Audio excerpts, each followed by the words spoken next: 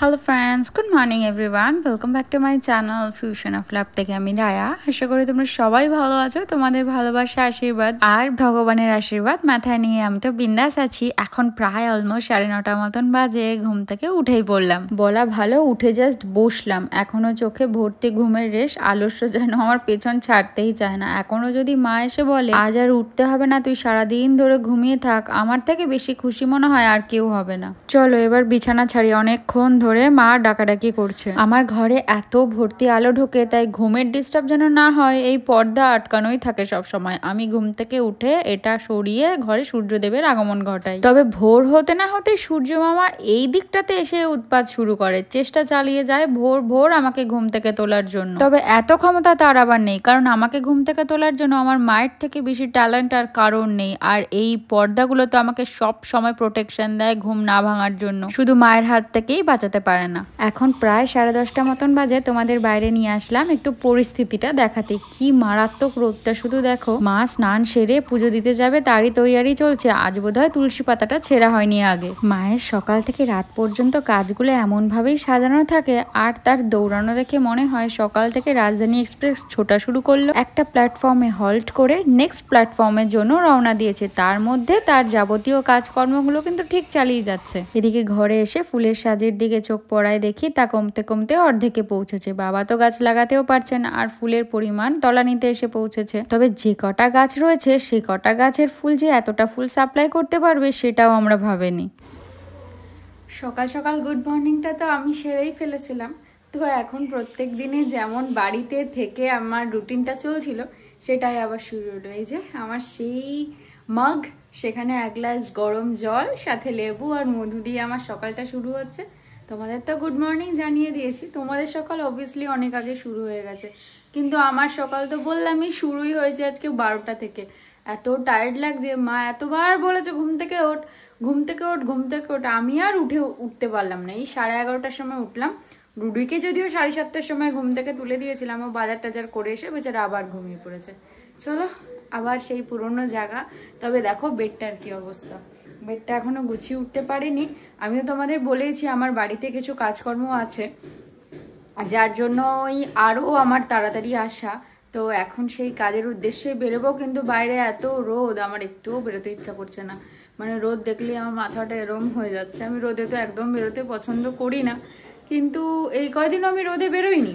কিন্তু এখানে আসলে তো আমাকে বাবার কাজকর্মগুলো করতেই হয়, অপশন নেই। চলো এই রেডি হয়ে গেছি, এখন বেরোবো। আর বাইরে যা রোদ, বললামই তো বাইরে বেরোনো মানে এখন গাদাখানিক সানস্ক্রিন মাখা ছাড়া আর কোনো উপায় নেই। সানগ্লাস ছাড়া আমি গাড়ি চালাতে পারি না। বাইরে গেলে যে রোদ আর যে হাওয়া, ওটা আমার চোখটাকে পুরো বন্ধ করে দেয়, আমি কিচ্ছু দেখতে পারি না। তো চলো বেরোই, কারণ বাড়ি এসে একটু কিচেনেও ঢুকতে হবে। মা এখনো পুজো করছে, আমি আজকে এত লেট করেই ঘুম থেকে উঠলাম, কিছুই আর করে উঠতে পারছি না। আর কাজটা এতটাই নেসেসারি, আমাকে আজকে করতেই হবে। চলো বেরোই, এসে আবার তোমাদের সাথে গল্প করব। রাস্তায় যেতে যেতে তো তোমাদের সাথে আর দেখা হবে না, যেহেতু গাড়ি চালিয়ে যাব, পসিবল না। চল বাবা বাবা বাই। এই আমার সঙ্গীকে আজকে বাইরে বের করেছে, এখানে এই আমার ভরসা। আর ওখানে তো আমাদের স্বপ্ন উড়ান আছেই। তবে অনেক দিন পর তোমাদের সাথে দেখা হলো এর। আমার বড় আদরের, আমার কিছু হয়ে যায় তো কোনো অসুবিধা নেই, কিন্তু গাড়ির কিছু হলে যেন মনে হয় বুকের ভেতরে কেউ আঁচড় লাগিয়ে দিয়েছে।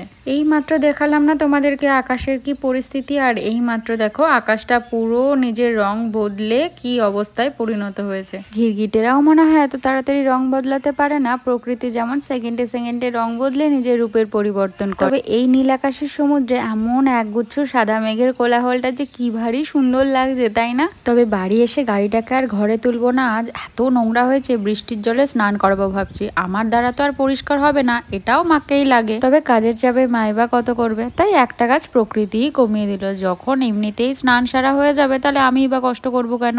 কোনো কাজ তো হলোই না, বরং এইটুখানি গিয়ে সময়ের জন্য ঘেমে নিয়ে একদম একাকার হয়ে আসলাম। বেকার বেকারই গেলাম, কিন্তু না গেলেও বুঝবো কি করে যে প্রবলেম একটা হয়েই রয়েছে। একটু বসি, বেডটা গোছাবো। কাকি অলরেডি চলে এসছে ঘর মুছতে, কারণ বেড না গুছিয়ে ঘর মুছলে না সেই বেডটা ঝাড়ার পর নোংরাগুলো একদম নিচে পড়ে, বালি কিচকিচ করতে থাকে। বেশিক্ষণ বসা যাবে না। অলরেডি 1:45 বাজে, এখনও রান্না বসায়নি ভাবো। কিন্তু তারপরেও আমাদের 2টোর মধ্যে আমরা খেয়ে নিতে পারি, এটা হচ্ছে আমাদের ক্রেডিট। পুরো তো বৃষ্টির আকাশ হয়েছিল আর অবশেষে বৃষ্টি নেমেও পড়লো, কিন্তু এই বৃষ্টি অনুবীক্ষণ যন্ত্র ছাড়া দেখা যাবে না। ওপর থেকে যে কটা বৃষ্টির ফোঁটা নিচে নামছে তার অর্ধেক হয়তো ওপরেই চলে যাচ্ছে আর অর্ধেকটা হয়তো নিচে নামছে, তাই আর এই উঠোনটাকেও ভিজিয়ে উঠতে পারছে না। অথচ পুরো আকাশ ভর্তি মেঘ, শুধু দেখো হাওয়ার কি অদ্ভুত আওয়াজ শুধু শোনো। আর এই জায়গাটাতে আমাদের কখনো পরিষ্কার থাকবে না, যখন মাটি ছিল তখনও পরিষ্কার থাকতো না, এখন উঠোন করে দেওয়ার পর এখন আরোই বেশি পরিষ্কার থাকে না। যত আশেপাশে শুকনো পাতাগুলো আছে সেগুলো এইখানেই এসে জমা হতে হয়, এটাই যেন ওদের আস্থা না। ভাগ্যিস বাড়ি চলে আসার পরেই বৃষ্টিটা নামলো, নাহলে তো বৃষ্টিতে ভিজে ভিজেই আসতে হতো, নাহলে বৃষ্টির জন্য আটকে পড়তে হতো। বুঝতে পারছি যে কুকুর কি বাবা ও অ্যাকচুয়ালি কি হয়েছে না, ও বেরোতে পারছিল না, এখানে ঝাঁটা আছে। ও ঢুকলো কোথা দিয়ে? সেটাই তো আমার কোয়েশ্চেন, ও ঢুকলোটা কোথা দিয়ে? ওর জি ওরে বাবা, ওই দেখো ওই যে বেরিয়েছে। আসো আসো আসো ওই দেখো দেখ ডাক কিসে করে বেশি স্টপি, এইজন্য এখানে থাকে ও। ওই দেখো ওই দেখো ওই দেখো, মাই গুডনেস। এইজন্য বলি সবসময় বাথরুম বাথরুম বন্ধ করে রাখবি। আরে ও বেরোলোটা কোথা দিয়ে, মানে আমার কোয়েশ্চেনটা হচ্ছে ঢুকলোটা কোথা দিয়ে? ট্যাঙ্কির ওখান দিয়ে ঢুকেছে। ট্যাঙ্কি? ওই ট্যাঙ্কির উপর দিয়ে ফাঁকা আছে না, ওই ফাঁকাটায় কিছু লাগাতে হবে, বুঝলা? হ্যাঁ ওই ফাঁকাটা কিছু লাগাতে হবে। ওই দেখো ওই দেখো উপরে ফাঁকাটা, ওখান দিয়ে মানে ও বেরোতে পারছে না, ও বেরোতে পারছে না দেখে এরকম করছে। ওই দেখো ট্যাঙ্কের উপর দিয়ে মানে উঠেছে। হ্যাঁ ওই দেখো, তাই না? ভালোই খেতে বসেছিলাম, হঠাৎ করে একটা বেজির উৎপাত হয়েছে। টপি খুব চিল্লামিল্লি করছিল, তাতে বুঝতে পারলাম যে কিছু একটা হয়েছে। নতুন ওয়াশরুমের মধ্যে ঢুকে বসে আছে। চলো দাঁড়া দেখালাম তো, আমি ঘরে গিয়ে একটু বের করার চেষ্টা করেছিলাম আর আমাদের দরজার মধ্যে গিয়ে আটকে গেছে। সব বন্ধ টন্ধ করে দিলাম, বেরিয়েছে। কি হয়েছে? ও হাঁপিয়ে গেছে পুরো।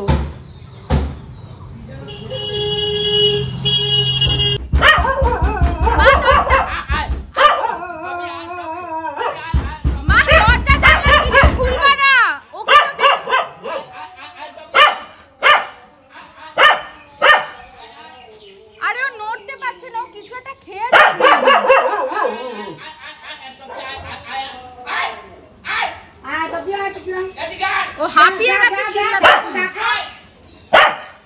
খুশ টপি না গেলে যাবে না। আরে ভাই তুই বেরো টপি।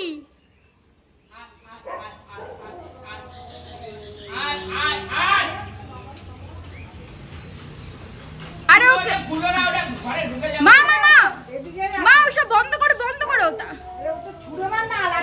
আরে তুমি সরো, তুমি এটা বন্ধ করো আগে। ঘরের মধ্যে ঢুকে গেলে কিন্তু বিপদ হবে, তুমি বন্ধ করো।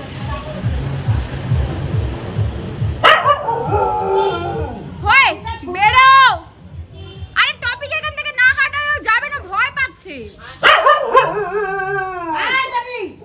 আরে কিছু একটা খেয়েছে, পেট পুরো একদম ভর্তি, ও নড়তেও পারছে না। কিছু একটা খেয়ে নিয়েছে, সাপ টাপ কিছু, এই জন্য নড়তেও পারছে না। পুরো একদম দরজার মধ্যে মা আটকে রয়েছে, একদম উপর নিচ। কিন্তু হ্যাঁ তুমি কিন্তু দরজা খুলবা না আর জানলা বন্ধ করো তাড়াতাড়ি। না নড়বে না, পুরো আটকে রয়েছে টপির জন্য।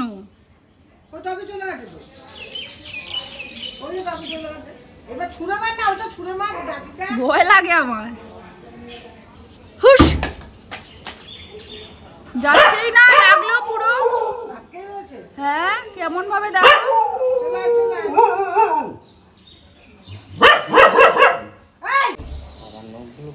হ্যাঁ ও কিছু একটা খেয়েছে, ওর পেটের মধ্যে ভর্তি, দেখো ওর বাবা।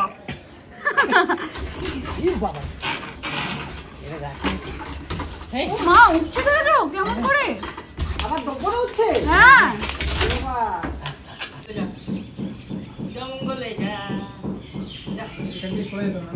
হ্যাঁ হ্যাঁ এখান থেকে সরে যাও, নাহলে ও ভয় পাচ্ছে। বেরিয়েছে বেরিয়েছে আবার ঢুকে গেছে। হ্যাঁ ও ভয়ে ঢুকে যাচ্ছে ওখানে।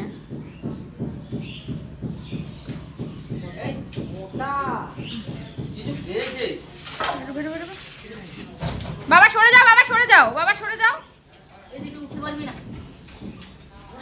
সরে যাও, সরে যাও। ওকে এই জায়গাটা নিয়ে আসতে হবে। আবার ঢুকে গেল, আবার ঢুকে গেল, আবার ঢুকে গেছে। সবাই হাঁপিয়ে গেছে ওকে বের করতে গিয়ে। আর সব থেকে বড় কথা কি আমাদের টপিটা এমন করে, ওর জন্যই জানতে পেরেছি। ও শুয়েছিলাম, আমরা খাচ্ছি, বাবা শুয়েছিল, তো চিল্লামিল্লি দেখে আমরা বুঝতে পেরেছিলাম কিছু হয়েছে। বাবা মাকে বারবারই বলছে যে দেখো কিছু একটা হয়েছে, কিছু একটা হয়েছে, কিন্তু আমরা অতটা ক্লিয়ার করিনি যে ঠিক আছে কি হয়েছে। বাবা উঠে দেখছে এই অবস্থা, কিন্তু ওকে আর ও তো মানে কি বলবো, আর ও যদি বাড়িতে কিছু দেখে মানে খতরনাক কিছু যেটা আমাদের জন্য সেফ নয়, ও তার পিছনে পড়েই থাকবে। এবার বেচারাকে তো বেরোতে দিতে হবে, ও তো কুকুর থেকেই ভয় পাচ্ছ, বেরোবে কোথায়? তার মধ্যে সবাই এত মানুষ, এই দুপুরবেলা একদম মানে সারা পাড়া এক হয়ে গেছে একে বের করতে। নাকি কিছুদিন ধরে এখানে ঘোরাফেরা করছিল, তো আজকে ওই আমাদের সামনের বাড়ি নতুন একটা বাড়ি হয়েছে, ওখানের যে দাদাটা, ওই দাদাটা দেখিয়েওছে মনে হয় যে কিছু মানে ঘোরাফেরা করতে। আর আমাদের যে নতুন ওয়াশরুমটা হয়েছে তার মানে সাইডে একটা অনেকটা বড় একটা গ্যাপ রয়েছে, ওই গ্যাপটাকে বন্ধ করতে হবে, কিন্তু এখনো পর্যন্ত তো বন্ধ করিনি, জানলা লাগাতে হবে, লাগাইনি, সেখান দিয়েও ভেতরে ঢুকে গেছে। এবার কুকুরটা এমন করে, ও তো মানে আর কি বলবো, মানে হুলুস্থুল করে দিল একদম আজকে সারাদিনে। গ্রিল না, একটা জানলা মতন লাগিয়ে দাও, জানলা লাগায় না বাথরুমে, জানলা ওরকম লাগিয়ে দিতে হবে, নালে এরকম কখন কি ঢুকে ঢাকে বসে থাকবে তার কোনো ঠিক ঠিকানা থাকবে না। খাওয়া নাওয়া সব বন্ধ করে কি সুন্দর খেতে বসেছিলাম, ডাল আর মাছ ভাজা দিয়ে, আর আমার খাওয়াটাই পুরো চটকে গেল। কি বলবো আর, মানে কিছু বলার নেই, বাজে বিপত্তি আজকে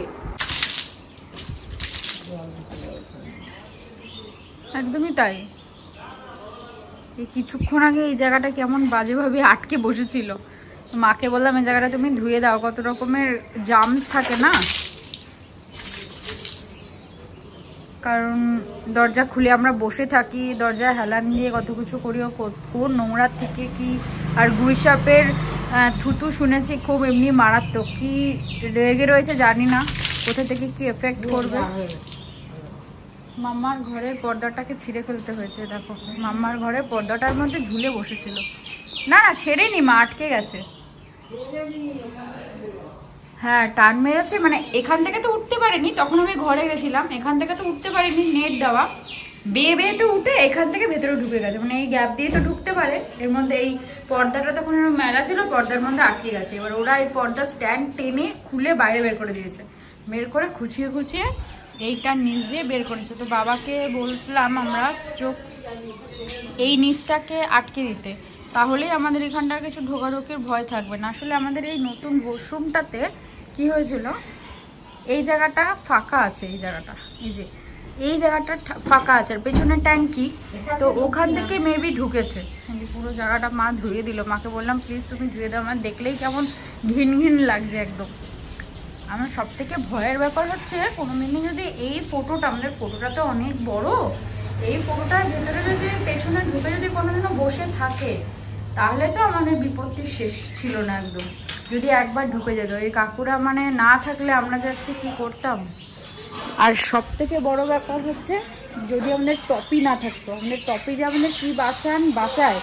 যখন ওখান থেকে এরকম হচ্ছিল আমি জানলা দিয়ে এসে বের করার চেষ্টা করেছিলাম, ওখান থেকে তো বের করা যাচ্ছিল না, ওর ড্রাম আর ঝুড়িতে আটকে ছিল, আমি এইখানে উঠে গেট মানে লাঠিটা দিয়ে সরিয়েছিলাম, ওই ড্রাম আর ঝাঁটাটা সরানোর চেষ্টা করেছিলাম, সরিয়ে ও বেরোনোর চেষ্টা করছে, আমি তাড়াতাড়ি এই জানলাটা আর হচ্ছে এইগুলো তো সবসময় আমাদের এইখানটা থাকে, এগুলোকে নামিয়ে আগে বন্ধ করেছি, না হলে যদি একবার ভেতরে ঢুকতো, কোথায় ঘরের ভেতরে ঢুকে যেত, আর আমাদের ঘর নিয়ে একদম তাণ্ডব হতো আজকে। কি যে মানে সত্যি মানে আমাদের টপি আমাদের যে কোনো বিপদ থেকে এত ভালোভাবে সেভ করে, মানে একটা মানুষ বা সিকিউরিটি গার্ড রাখলেও বলতে হয় আমরা এত ভালো সিকিউরিটি পেতাম না। ও যদি কখনো এইটুখানি বুঝতে পারে যে কোনো কিছু আমাদের বাড়িতে ঢুকেছে সেটা আমাদের জন্য সেফ নয় বা এটা আমাদের জন্য বিপত্তি, ও যে কিভাবে একদম মানে ঝাঁপিয়ে পড়ে সেটার ওপর, সত্যি নিঃস্বার্থ ভালোবাসা বা কোনো মানে পশু যে মানুষকে কতটা আপন করে নিতে পারে আমাদের টপিককে না দেখলে একদম বোঝা যায় না, মানে সত্যি কথা। মানে ওকে কিন্তু আমরা ঘরে পালন করি না, ওকে সেই ছোট্টবেলার থেকে, তোমাদের তো স্টোরিটা বলেছিলাম, সেই ছোট্টবেলার থেকে যখন এনে পুষছি তখন থেকেই ও এত আদরে এত আদুরে হয়ে গেছে, এত এত আপন করে নিয়েছে আমাদের সবাইকে। আমাদের বাড়ি এত বড় অনুষ্ঠান হয়, একটা লোক আমাদের বাড়িতে গেটে ঢুকলে কিন্তু মানে চিল্লামিল্লি করে, কিন্তু এই পুরো অনুষ্ঠানটা হয় ও বোঝে যে নিশ্চয়ই কোনো না কোনো কারণে কেউ এসেছে, ঠিক কোনো সমস্যা করবে না। কিন্তু তার আগে পরে যদি বাড়িতে কোনো লোক আসে, ও আমাদের মানে আমাদের বাড়িতে কিন্তু বেল সিস্টেম নেই, আমাদের বাড়িতে টপি আমাদের বেল।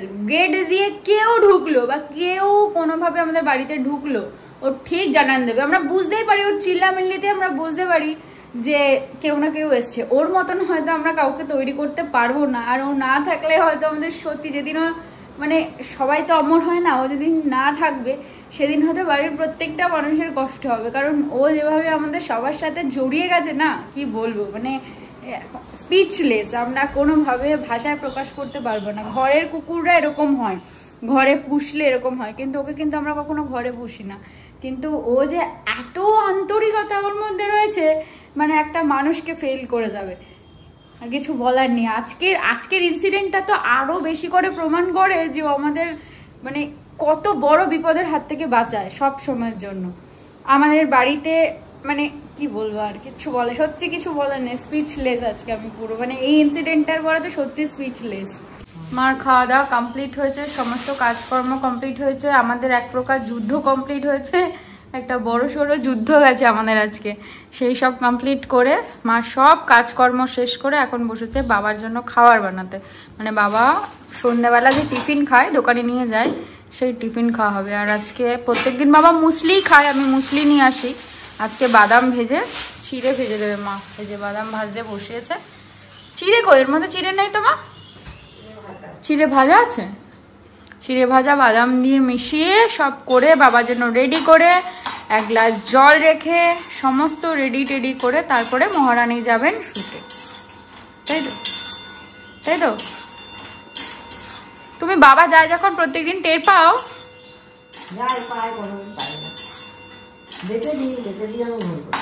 ডেকে দিয়ে ঘুম পড়ো? বাবা তোমাকে ডেকেই তো যায়, ডেকে যায় না? না, অ্যাকচুয়ালি বাবা ভাবে যে বউটা আমার ঘুমাচ্ছে এত কাজকর্ম করে, আর ডাকবো না, সব তো আমাকে রেডি করেই দিয়ে গেছে, আমি এবার এমনি একা একাই চলে যাই, আর বেচারা আর ডিস্টার্ব করে লাভ নেই, একটু ঘুমাচ্ছে, শান্তি মতো ঘুমাক। চলো, আমিও আর নিজেকে সামনে রাখতে পারছি না, অনেকক্ষণ বিছানার থেকে দূরে খাওয়ার পর এবার একটু যাই, তারপর উঠে আমাকে আবার কাজে বসতে হবে।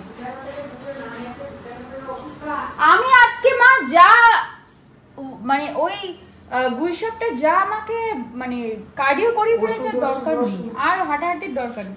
যা একটা ধকল গেল তাতে ও তো আজকে টায়ার্ড হয়ে এখন একটা ঘুম দিল রাত্রের জন্য, আর আমরাও খুব টায়ার্ড হয়ে গেছি। চলো এবার ঘরে যাই। তবে আজ ভিডিওটাও এখান থেকে শেষ করছি, কালকে একটা নতুন ভিডিওতে তোমাদের সাথে দেখা হবে। ততক্ষণ তোমরা ভালো থেকো, সুস্থ থেকো, সাবধানে থেকো। আর পুরো ভিডিও ভালো লাগলে একটা লাইক করে দিও, কমেন্ট করে জানিও কেমন লাগলো, আর সাবস্ক্রাইব করে সাপোর্ট করে প্লিজ আমার পাশে থেকো। তোমাদের ভালোবাসা, তোমাদের সাপোর্ট, তোমাদের আড্ডা দেওয়া, প্রত্যেক দিন আমার সাথে থাকা, এই সব কিছু হচ্ছে আমার প্রত্যেক দিনের চলার পথের ইন্সপিরেশন বলতে পারো। আজ তবে আসি, বাই বাই।